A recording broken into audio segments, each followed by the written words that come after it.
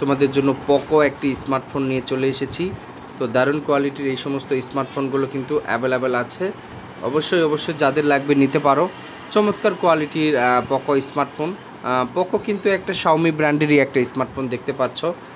Review করেছি আজকে।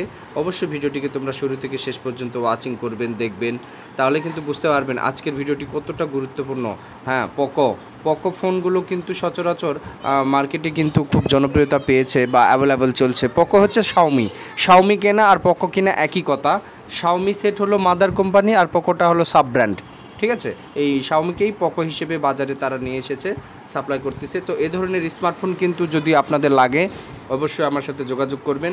অবশ্যই এই চ্যানেলে সমস্ত রকমের স্মার্টফোনের রিভিউ করা হয়, সমস্ত রকমের নতুন পুরাতন ফোনের রিভিউ করা হয়। অবশ্যই আপনার ভিডিওগুলো অবশ্যই দেখবেন, ঠিক আছে। মোবাইল অ্যান্ড কভার রিলেটেড এই চ্যানেলে মোবাইল ফোনের পাশাপাশি সকল প্রকার কভার কালেকশান, সকল প্রকার মোবাইল অ্যাক্সেসরিজের রিভিউ করা হয়।